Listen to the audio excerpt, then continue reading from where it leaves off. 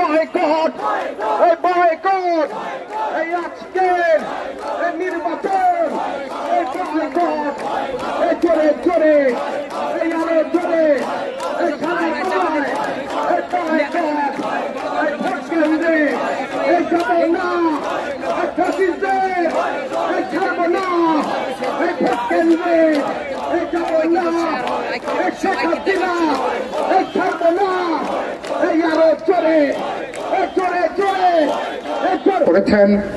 আমি শুরুতেই দেশবাসীকে অভিনন্দন জানাতে চাই।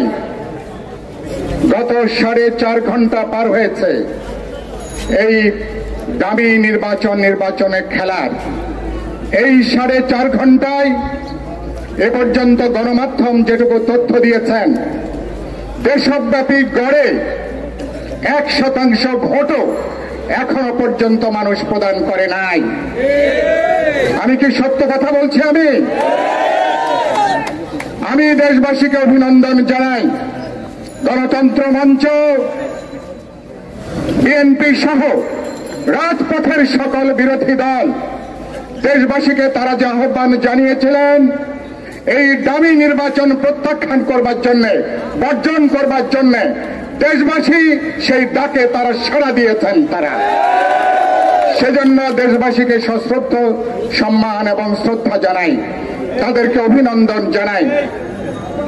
একটা অহিংস গণ আন্দোলন, একটা শান্তিপূর্ণ গণ আন্দোলন, সরকারের নাশকতা, সরকারের নানা ধরনের উস্কানি, এটাকে মোকাবেলা করে একটা অহিংস গণ আন্দোলন কতখানি শক্তিশালী হতে পারে, কিভাবে দেশবাসীকে ঐক্যবদ্ধ করতে পারে, ভোটারদেরকে ঐক্যবদ্ধ করতে পারে, আজকের এই ভোট প্রত্যাখ্যানের মধ্য দিয়ে অহিংস গণ আন্দোলন বাংলাদেশে নতুন একটা ইতিহাস তৈরি করেছে।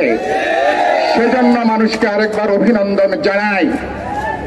আমরা শক্তিটা কোথায়? দাবিটা ন্যায্য দাবি, ভোটের দাবি, ভোটের জন্য বিশ্বাসযোগ্য নির্বাচনের দাবি। প্রধানমন্ত্রী বলেছিলেন ভোট কেন্দ্রে যে প্রমাণ করেন দেশে গণতন্ত্র আছে। আর বাংলাদেশের মানুষ এই তামাশার ভোট, এই দামি নির্বাচনের ভোট, ভোট খেলাকে প্রত্যাখ্যান করে তারা প্রমাণ করেছেন দেশে কোনো গণতন্ত্র নাই, বরঞ্চ দেশে একটা স্বৈরতন্ত্র আছে। দেশে একটা ফ্যাসিবাদী দুঃশাসন জনগণের বুকের উপরে আজকে চেপে আছে। মানুষ বুঝেছে এই আমলে এখন ভোট দেওয়া মানে হচ্ছে এই দুর্বৃত্তদের ক্ষমতাকে আরো সহায়তা করা, চুরি, দুর্নীতি, লুটপাট, বিদেশের টাকা পাচার, আর এই সিন্ডিকেটের মাফিয়া দেশকে নিয়ে যা খুশি তাই করার লাইসেন্সকে নবায়ন করা। মানুষ, প্রধানমন্ত্রী, তার সরকার এবং তার রাজনৈতিক মিত্রদের কোন ডাকে মানুষ সাড়া দেয়নি। ঘৃণা ভরে মানুষ এটাকে প্রত্যাখ্যান করে নীরব একটা প্রতিবাদ আজকে মানুষ জানিয়েছে। এই নীরব প্রতিবাদ মানুষের মনে যে পুঞ্জীভূত ক্ষোভ, এই দুঃশাসনের বিরুদ্ধে, দামি নির্বাচনের বিরুদ্ধে, ভোট খেলার বিরুদ্ধে, মানুষ তাকে একটা সমুচিত একটা উত্তর মানুষ তাকে দিয়েছে। আরেকটা তথ্য নানা জেলা থেকে পাচ্ছি, তারা অনেক চাপ দিয়েছেন, হুমকি দিয়েছেন, ভয়ভীতি প্রদর্শন করেছেন।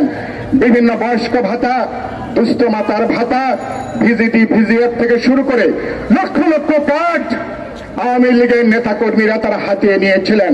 বলেছেন ভোট দেবেন, বুড়ো আঙ্গুলের মধ্যে ও যে অমোচনীয় কালি দেখাবেন, নির্বাচনের পরে আপনাদের কার্ড নিয়ে যাবেন। এত চাপ, হুমকি, প্রলোভনের পরেও মানুষ, এরপরও মানুষকে জবরদস্তি করেও মানুষকে ভোট কেন্দ্রে তারা নিতে পারে নাই। এটা সরকারের রাজনৈতিক পরাজয়। আমি বলেছিলাম, গত দুদিন ধরে বলেছি, এই নির্বাচন আওয়ামী লীগের একটা স্বেচ্ছা মৃত্যুকে আরেকবার নিশ্চিত করবে। আওয়ামী লীগের রাজনৈতিক আত্মহত্যাকে আরেকবার মানুষ চোখে আঙ্গুল দিয়ে দেখিয়ে দিয়েছে যে তোমাদের দেশ চালানোর কোন রাজনৈতিক নৈতিক কোন বৈধতা নাই। ফলে সেই জায়গাটা আমি এরপরে যে কথাটা বলতে চাই, আজকে সন্ধ্যার পরে আমরা দেখব টেলিভিশনগুলোতে, সংবাদ মাধ্যমে বিপুল ভোটে নৌকার প্রার্থীদের বিজয়ের কথা, এবং দেখা যাবে লক্ষ লক্ষ মানুষ নাকি ভোট দিয়েছে, এবং এইভাবে তারা আজকে তাদেরকে তারা বিজয়ী ঘোষণা করবে। আমি পরিষ্কার করে বলতে চাই, গণমাধ্যমগুলোর অথবা নির্বাচন কমিশনের এই তথ্যকে দেশের মানুষকে বিশ্বাস করবে? দেশের মানুষকে এটাকে গ্রহণ করবে? মানুষের ভোটাধিকার নিয়ে, মানুষের গণতান্ত্রিক অধিকার নিয়ে এরকম নয় ছয় করাকে কোনোভাবে মানুষ আর বরদাস্ত করতে রাজি নয়। আপনারা পরিষ্কার বলতে চাই, ইতিমধ্যে অনেকে নাকি প্রধানমন্ত্রী সরকারকে অভিনন্দন জানাতে শুরু করেছেন। আমি পরিষ্কার করে বলতে চাই, আজকের এই যে অনাস্থা মানুষ জানিয়েছে, এই নির্বাচনের ফলাফল কোনোভাবেই সরকারকে ক্ষমতায় থাকার বৈধতা দেবে না। কোনোভাবেই সরকারকে আবার করে ক্ষমতায় থাকার তাকে লাইসেন্সকে কোনোভাবেই নবায়ন হতে দেবে না। সুতরাং নির্বাচনে ফলাফল করে ডুগডুগি বাজিয়ে বিজয়ী হয়েছেন, এই ডুগডুগি বাজানোর কোনো গল্প, ডুগডুগি বাজানোর কোনো আমোদ প্রমোদ কোনোভাবে মানুষ এটাকে আর বরদাস্ত করবে না। সেজন্য আপনারা একটা কাজ করতে পারেন, আপনারা যারা আওয়ামী লীগের লোকজন আছেন 300টা মেডেল বানাতে পারেন যে দামি নির্বাচনের সংসদ সদস্য। আজকে সন্ধ্যার পরে বা রাতের মধ্যে যাদেরকে সরকার বা নির্বাচন কমিশন বিজয়ী ঘোষণা করবে তাদেরকে বরঞ্চ এই দামি নির্বাচনের মেডেল তাদের গলায় যদি পরিয়ে দিয়ে আসতে পারেন, এটা বরঞ্চ ভালো একটা উপহার এটা হতে পারে তাদের জন্য। এই লজ্জা কোথায় রাখবেন? এরা এতই নির্লজ্জ, এরা এতই বেহায়া, যেখানে গণতন্ত্র নাই, ভোটাধিকার নাই, মানুষের পেটে লাথি মারছে, মানুষের মান ইজ্জত সম্মানে সবকিছুকে ধূলিসাৎ করে কেবলমাত্র গায়ের জোরে রাষ্ট্র শক্তিকে ব্যবহার করে এরা আজকে ক্ষমতাকে দীর্ঘায়িত করতে চায়। সুতরাং এটাকে মানুষ আর গ্রহণ করবে না। শেষে বলতে চাই, এই নির্বাচন যে খেলা, এই খেলাকে আন্তর্জাতিক গণমাধ্যম, বিভিন্ন দূতাবাস তারা এটাকে নির্বাচন করতে রাজি নন। তারা এটাকে বিশেষ নির্বাচনী তৎপরতা হিসেবে স্পেশাল ইলেকশন অপারেশন এভাবে তারা এটাকে চিহ্নিত করেছেন। সুতরাং এটা আরেকবার আজকে আপনারা পুরো দেশ এবং বাংলাদেশের জনগণের মুখে আপনারা আরেকবার কলঙ্কের কালি আপনারা মেখে দিয়েছেন। আপনাদের দায় কোনোভাবে বাংলাদেশের মানুষের গ্রহণ করবে না। আজকের মানুষের গণরায় পরিষ্কার, আপনারা ক্ষমতায় থাকার কোন নৈতিক রাজনৈতিক কোন বৈধতা নেই।